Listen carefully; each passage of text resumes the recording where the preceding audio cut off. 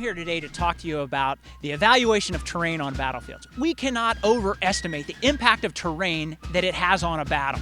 So what is terrain? Well, it's the ground. It's the size, shape, and location of the topography and the intervening watercourses and roads. At the strategic level, we're talking about mountains and valleys and rivers and coastlines and cities. At the tactical level, we're talking about hills, ridge lines, creeks, villages, farmers' fields, and the fences that surround them. In essence, terrain is the stage upon which the military pageant is played out. Now, when we think about this, commanders must evaluate the limitations and opportunities of terrain all the time. And as they consider the advantages and disadvantages of terrain and how that might impact military operations, that's called terrain evaluation or appreciation. And they always have to add into that the season, the time of day, and the weather. Now, commanders really have three ways to evaluate terrain. One, they can do map study. If you think about Thomas Stonewall Jackson and the power he had by having a very talented map maker in Jedediah Hotchkiss, that's one way. The other way, you can send out patrols or reconnaissance. How many times had Robert E. Lee looked at his cavalry chief, Jeb Stuart, and said, "Find me a good piece of ground"?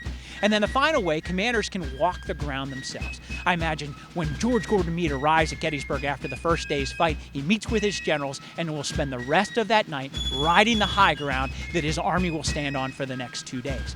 And now there's some tools that those commanders have that we can use today.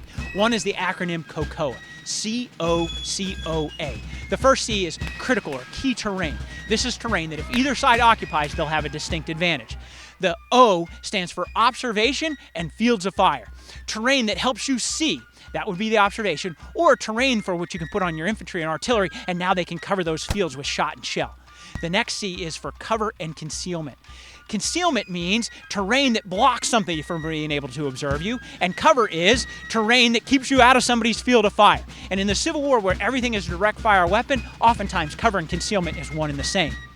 The next O is obstacles. This is any terrain that hinders or stops movement or maneuver. And we always have to understand obstacles in terms of the units within the army.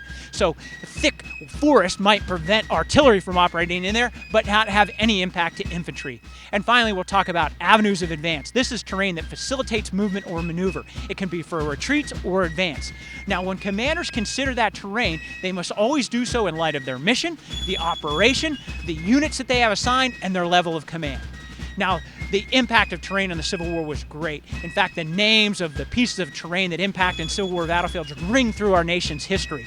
Whether it's the Henry's Copse or Champions Hill, Seminary Cemetery or Missionary Ridge. We think about Marie's Heights or Bolivar's Heights, Kennesaw Mountain or South Mountain, the Valley Turnpike.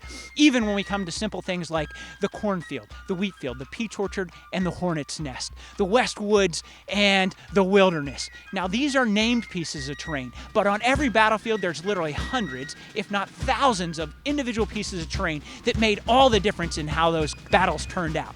So my charge to you is this. When you visit a Civil War battlefield, the first time you get on a new piece of ground, stop, make a 360-degree turn and evaluate the terrain. And when you do, two things will happen. One, you'll understand the battles better. And two, you'll be looking at that ground with the exact same eyes that those commanders and soldiers who fought there did.